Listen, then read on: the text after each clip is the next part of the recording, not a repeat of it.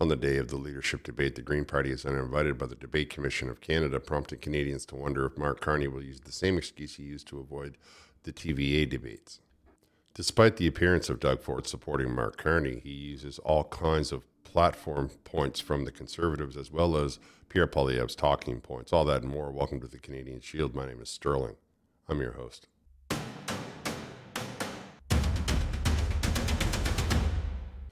Canada's Green Party has been uninvited to the leadership debate tonight in Montreal, and of course they're upset about it now. I'll tell you what Mark Carney said the last time the Green Party wasn't invited to a debate.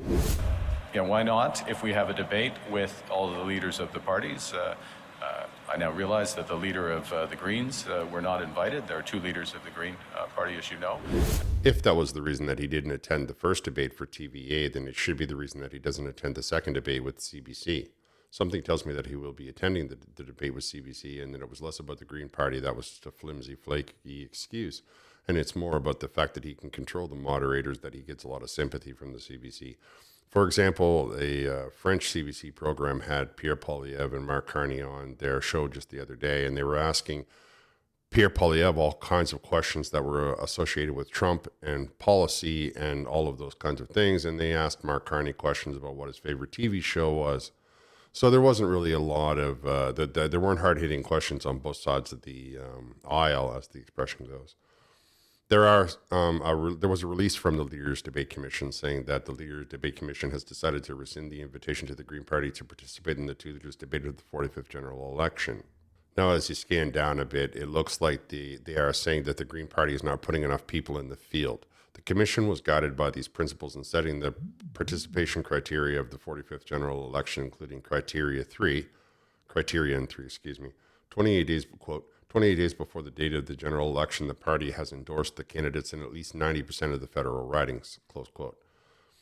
Now, if I scan down a bit, it says, however, the commission concluded that because the Green Party of Canada has intentionally reduced the number of candidates running in the election for strategic reasons, does that mean that they support the Liberals? Is that the strategy there, to put all the left people together?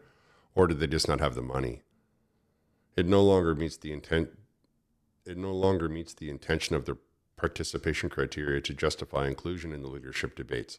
Whether or not the Green Party of Canada intended to run 343 candidates, it has since made the strategic decision to reduce the number of candidates running. I think they're down to less than 10. Meaning the voters no longer have the opportunity to vote for these candidates. Deliberately reducing the number of candidates running for strategic reasons is inconsistent with the Commission's interpretation of party viability, which Criterion 3 was designed to measure. The Commission concludes that the inclusion of the leader of the Green Party in these circumstances would undermine the integrity of the debates and the interest of the voting public. I'll leave a link in the description to this document. I just think we as Canadians should ask ourselves if Mark Carney is going to attend the debate tonight, or if he's going to not go to it in protest because the circumstances are the same. The Green Party is not going to be invited.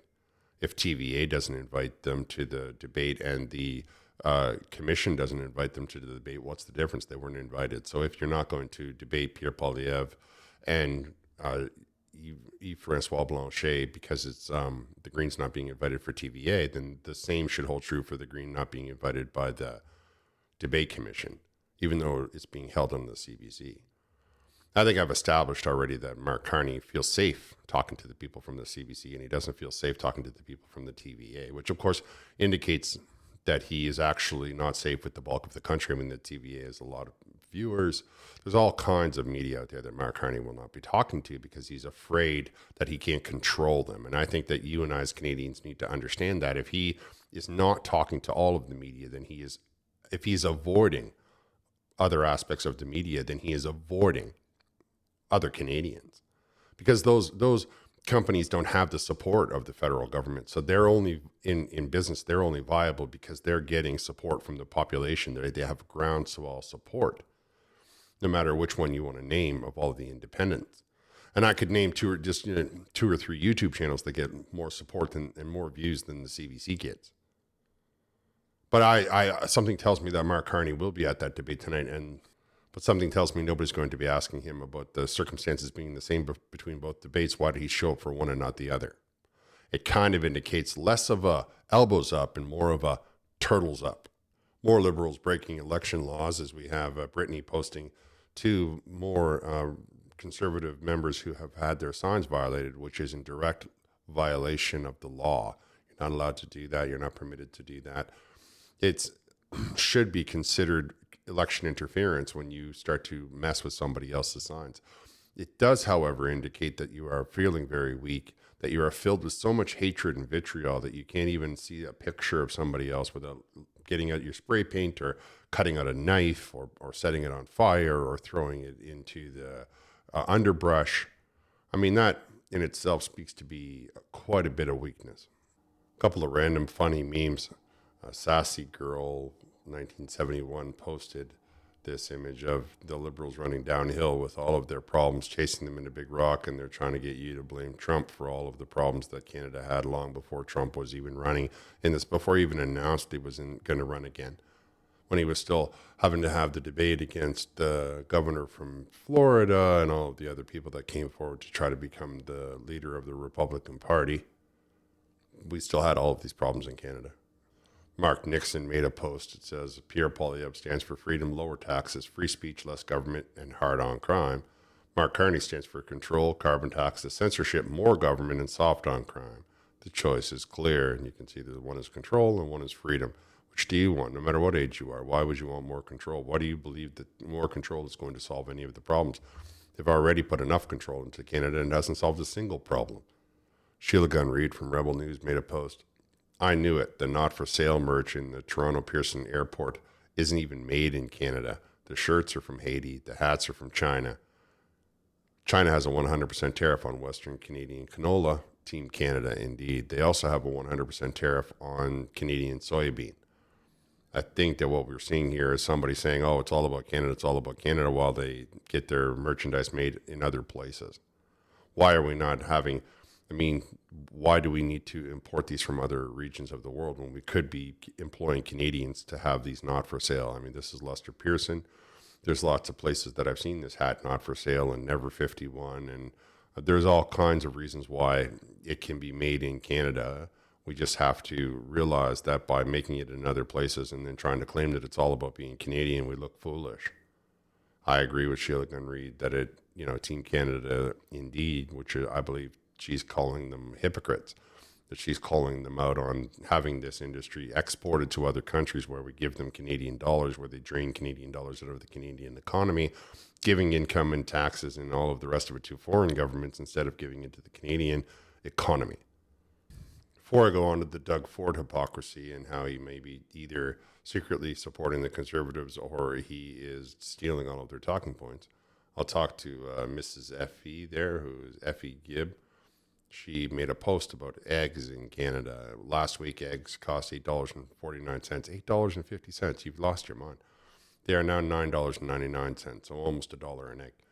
Why? What's the reasons? They're Canadian eggs. They do not come from the U.S. There are no tariffs on them. Can somebody please explain this to me?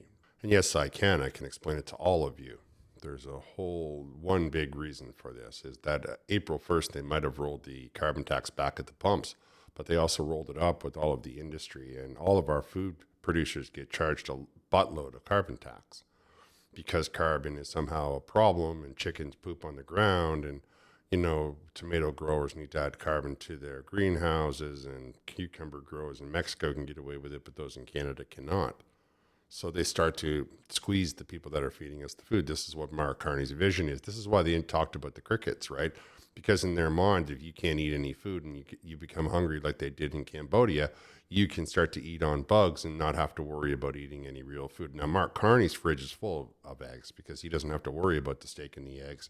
Those are rules that are applied to just you, not to him and his elitist friends. The richest of us all will still have jets, chauffeured cars, and all of the things. I mean, it's right out of Hunger Games if you need a modern day comparison. And of course, that's why they've gone up again, right? I mean, you think about the idea that it's almost $1 an egg. Chickens have to be the most abundant bird on the face of the earth. I mean, I suppose maybe pigeons. However, there's millions and millions and millions and millions and millions of chickens in this world, and why we would have this to be one of the most expensive parts of our diet. Why we would imagine now you're trying to own a bakery and you're paying those prices. Appreciate that you might have children and you're trying to pay those prices. How can we be talking about chickens have been domesticated for thousands of years. We've been harvesting their eggs to eat, to sustain ourselves. We've been eating them for sustenance. We've been eating them for recipes. We put them in so many things. Are you aware that hat, the French baker you see wearing with all those points on it, it gets 1 point for every mastering of how to cook an egg, and there's 100 ways. There's 100 points on a guy that's got a full master, and it's all rooted around eggs. And yet, the Carney Liberal government doesn't seem to care. They think that by controlling your food prices, they will be able to control you. And where's that money going? Like, what is that carbon pricing paying for exactly? Is Mother Nature saying it's okay now that you've paid me this, I can get rid of some of the carbon that you claim that I have? Where's that money going? And why would we not just let Canadians keep it in their pockets so that they can have eggs for half that price? These are questions that Canadians need to be asking before they cast their ballot.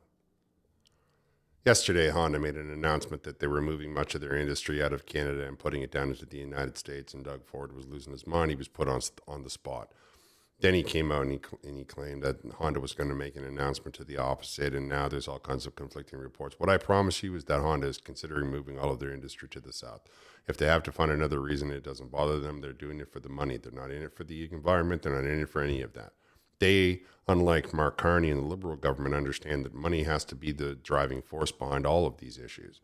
And it's not about having a tariff on the Canadian side of the border. It's about the fact that the Americans have more money to spend and therefore buy more cars.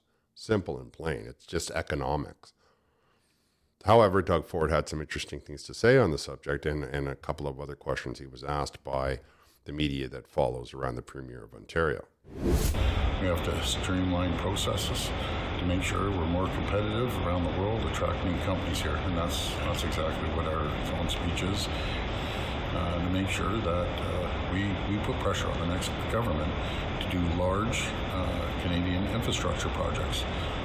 For instance, making sure that we get that road to the Ring of Fire, making sure we build pipelines east, west, and north, and obviously south as well, to diversify our markets right across the world. So we just have to make sure that we cut the red tape, we make it as competitive as everywhere else in the world, and streamline approvals to get shovels in the ground, especially on our critical minerals. Our critical minerals can make us the wealthiest, the richest, most prosperous sub-sovereign nation anywhere in the entire world. We just have to make sure we move forward and get shovels in the ground and get those critical minerals out, get them refined here in Ontario by Ontarians, and then ship them around the world. They'll make us the wealthiest country in the world. Well, those are all things that have come out of Pierre Poilievre's mouth. They are nothing that has come out of the mouth of Mark Carney. Mark Carney might build a pipeline. He says he might or he might not. He's not talking about getting shovels in the ground. He's talking about keeping the shovels out of the ground because he has industries in other countries that are impacted by by the bottom line and the productivity of Canada. Doug Ford was repeating the conservative talking points. He's talking about red tape. He's talking about shovels in the ground, the road to the Ring of Fire, which is something that Pierre Poilievre has offered.